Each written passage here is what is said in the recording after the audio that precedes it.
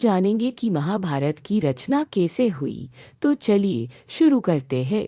ऋषि वेद व्यास ने महाभारत की रचना करने का निर्णय लिया और जब वे इसका पाठ कर रहे थे तो उन्हें इसे लिखने के लिए किसी की आवश्यकता थी।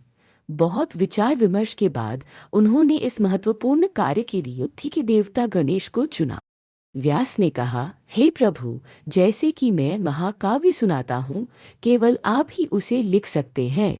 गणेश जी सहमत हो गए, लेकिन उन्होंने एक शर्त रखी, आपको बिना रुके महाकाव्य निर्देशित करना होगा। यदि आप रुकेंगे तो मैं चला जाऊंगा।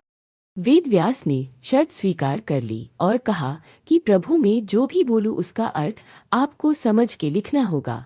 भगवान गणेश सहमत हो गए और लंबा श्रुतलेख शुरू हुआ। यह अब तक दर्ज किया गया सबसे लंबा श्रुतलेख था, जिसमें व्यास द्वारा उच्चारित और गणेश द्वारा लिखे गए 10 लाख छंद शामिल थे।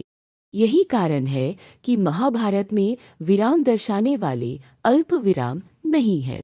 व्यास वाक्य के अंत में भी नहीं रुकते थे, लेकिन भगवान गणेश को पता चल जाता था कि वाक्य कब समाप्त हुआ है और आगे बढ़ने से पहले वो विराम निशान लगा देते थे।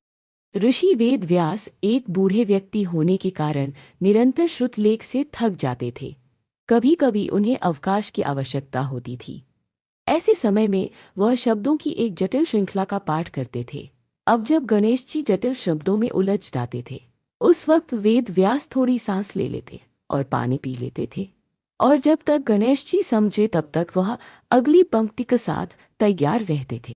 यही कारण है कि महाभारत, जो आमतौर पर सीधा है, उसमें कभी कभी कठिन अंश पाए जाते हैं, जिन्हें व्यास के विराम के रूप में जाना जाता है।